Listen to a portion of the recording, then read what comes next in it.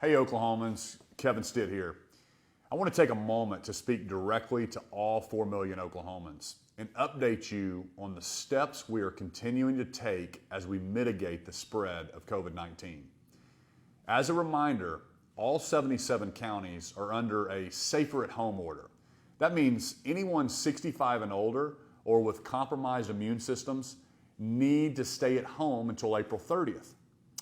We know that our number of COVID-19 cases will continue to rise as we increase testing and as the virus continues to spread. That's why it's so critical that we all practice social distancing, avoid groups of 10 or more, and continue to wash our hands frequently. In accordance with the latest guidance from the CDC, I issued an executive order requiring anyone entering the state of Oklahoma from New York, New Jersey, Connecticut, California, Louisiana, or the state of Washington to self-quarantine for 14 days in order to reduce the transmission from known hotspots in our country.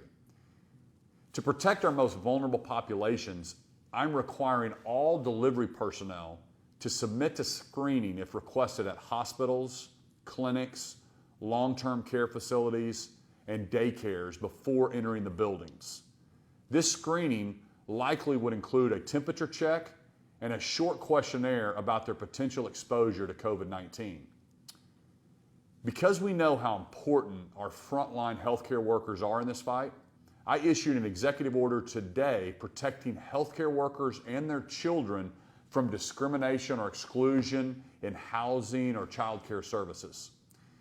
We are also working with experts from the Oklahoma State Department of Health and our state's research universities to model how this virus will impact our hospital capacity. I've authorized FEMA to start the process of working with the Corps of Engineers to start looking at 10 sites across our state that could be converted into alternative care facilities should we need them.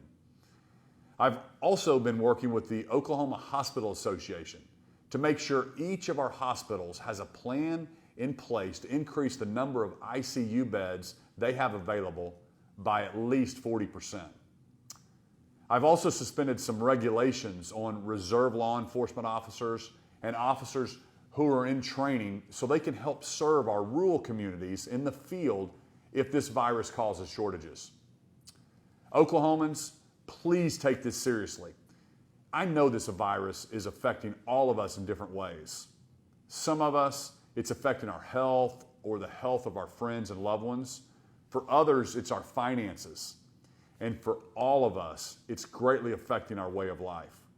Taking strong steps now is important to getting back to normal as soon as possible. Thank you. God bless you, Oklahoma. We're going to get through this together.